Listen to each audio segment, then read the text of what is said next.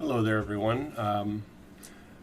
So I just wanted to do a follow-up on my original video where I was talking about my customer experience with Tesla from Calgary. Since then, I have placed an order. I think I mentioned this at the tail end of that video, and I've been working with Tesla Vancouver. So far, things have been going quite well, and actually, I'm kind of shocked because I ordered online on January the 3rd. And just this week, I received an email and a bunch of phone calls and emails back and forth, and it looks like I'll be picking it up early next week, which is shocking. It's like it'll be basically just a tad over 3 weeks from when I ordered it.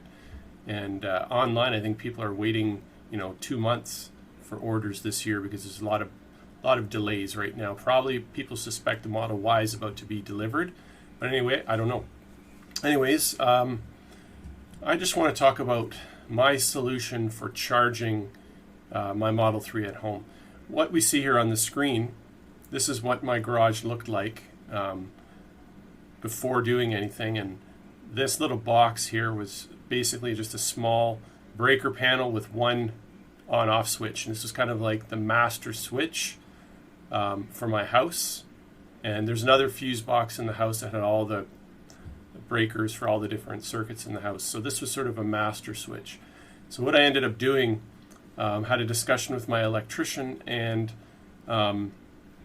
we did some upgrades, and in just a short while, I'll show you the video. I'll do a walkthrough of my garage, what it looks like now and what I did. But just a couple things I want to mention. So first of all, I did end up buying this wall connector. You'll see that in the video clip that we'll see in a short while. You can see here it's online, $500. I think that's probably American. Pretty expensive. Now, the one I got was the Gen 2, the Generation 2 charger. Right now, they've just recently this year, they've upgraded to Generation 3. There's a bunch of differences between them, but one thing I can say is I got the 24-foot cable, and they no longer offer that. They have like a less thick cable. You can't charge at a higher amperage, and it's like 18 feet is the max you can get now. But there are some bonuses as well. It's Wi-Fi enabled and some new features. But anyway, I have this, and one of the things I mentioned in the video that we'll be seeing in just a second is these adapters. So I ended up getting this NEMA adapter bundle for $220, just because I wanted lots of options for charging. But if you scroll down here in the online store, you can buy them individually, and I think, yeah, they're like $35 each. Really, all you need is, I would say, this one right here, the NEMA 1540, I guess it's called, and you'll see in the video. So I just wanted to point out on the store, and the other thing here is, it's over there, but I've got it open in another window. And that's the CHAdeMO adapter, and I'll talk about that in a second. But first, just talk about home charging before I talk about the CHAdeMO adapter. This is another page. It's the home installation link on Tesla.com. It talks about the wall connector, and couple important things to note here. So for the Model 3, it's kind of no point going anything above a 60 amp circuit, and that's because, okay, the circuit breaker is 60 amps. It's only going to draw 48 amps, and you're going to get 11.5 kilowatt hours charging. And the max capacity or charging you're going to get for your Model 3 is 71, I guess this is kilometers per hour. But you can see here, even if you up the amperage, it's going to just cap out at 71. So really, this is the highest you need to go.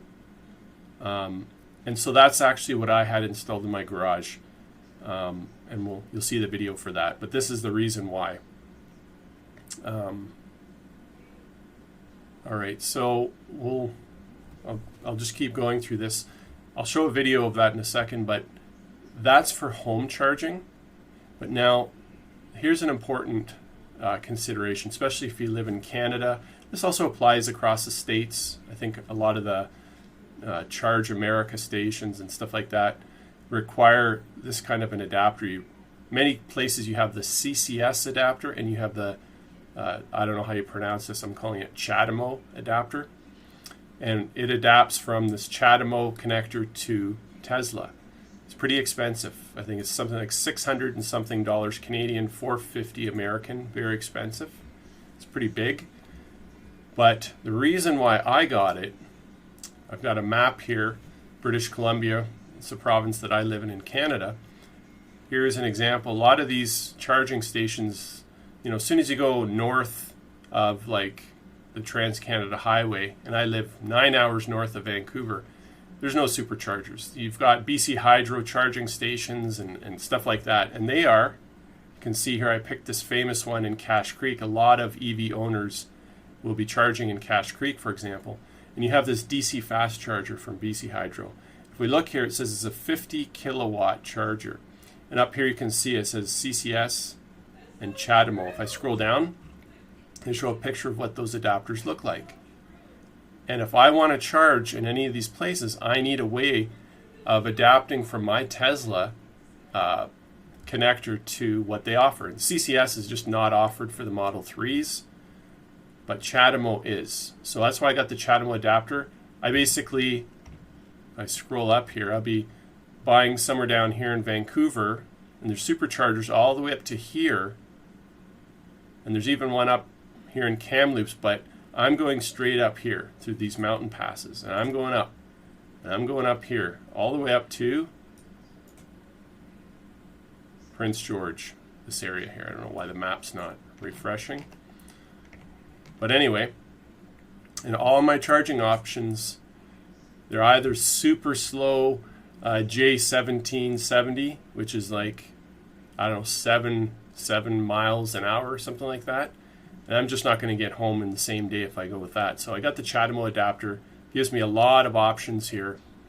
And BC Hydro's installed a lot of them. Petro-Canada's installing a lot of them. Canadian Tire will be installing a lot of them. Gives you a lot of charging options if you're going on a long trip.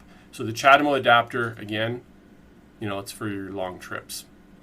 And so one thing to mention here. So 50 kilowatt charger. I showed at that BC Hydro DC fast charger, so I'm going to be able to go 40 to 60 minutes charging time is what it's going to take on a charging station like that. So, and I'll get 98 to 120 miles per 30 minutes, something like that. So basically, you know, it gives you an idea of what kind of distance you're going to get. Definitely a lot faster than the J1770, which is something like this right here. So you can see it's quite a bit more, you know, 7 to 11 hours compared to 40 to 60 minutes. So yeah, don't get stuck with that. Get yourself a CHAdeMO adapter. That's the reason why I went with that. Here's another thing, just a link here to consider. I guess all of these Tesla cars have something called a battery buffer. You can see here, they talk about, is this the different models? Yeah, so the kilowatt battery capacity, 75 kilowatt has usable 72.6. Basically, there's a buffer of 2.4 kilowatt hours in those Model 3s. So there is a little bit of a buffer there, but you just want to be really careful that you don't overcharge, you don't let it get down too low. So just mentioning this link here. And then the last thing I'll mention before I get into the video of my garage where I show what it looks like and some considerations and maybe how you could save some money setting your end up. If you live in British Columbia, there's this EV charger rebate program. So when you install the charger, you can get up to $700 rebate back. Pretty much could pay for the whole installation, which is pretty cool. So that's just here on incentives, home charger rebate. I don't know how long this will be here, but just something to consider. And with that, I'll play the video clip in my garage. Okay, guys, so I'm just going to show what I did to set up for charging for my Model 3. I'll show a picture of what the before looked like in the video. But this is what it currently looks like. There's the Tesla wall charger. One thing I will say about this charger, this is the Generation 2. They don't sell this online anymore. They sell the Generation 3. And take a look at how thick this cable is, because this can charge at a higher amperage than the generation 3 that they sell online now. So there's some pluses and minuses. I'm not going to go over all of those, just pointing that out. One thing I will say is, so originally there was just a small 1 breaker panel here that was kind of like a main switch to shut off electricity for the house, and the line feeds into the house into the main panel that's in the house that has all the main breakers. But this was upgraded from my electrician that I called in, and there was a small box here with 1 breaker. But now, as you can see here, what we've got here is this 100 amp. One of these is an input, one of these is an output. So one of these is coming in from the hydro company, I suspect this one, and this is going out to the main fuse panel in the house. And this is my EV charging 60 amp circuit, and that's feeding into this NEMA 1540. We'll just take a look at what that looks like. It's basically a dryer plug for all intents and purposes.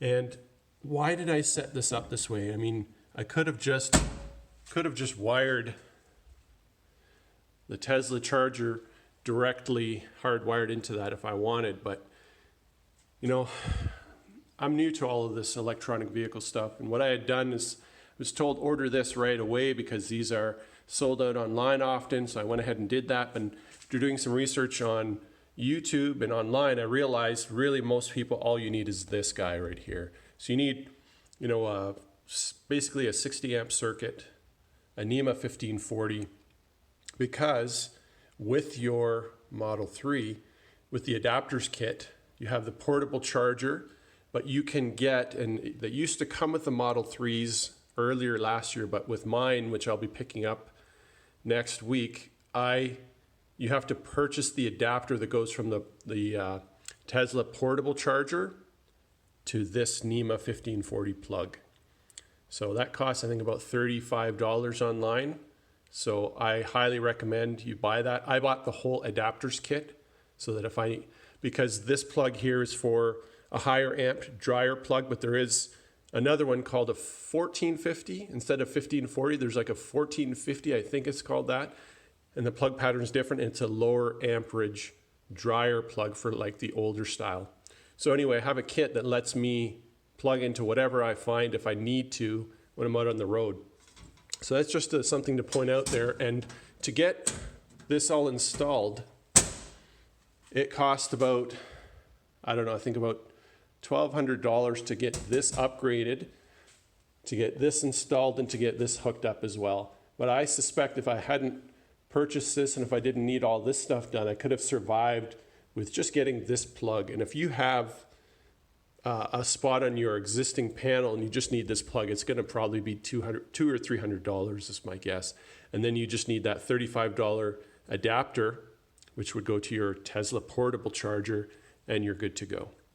So that's all I wanted to say for now. Thanks.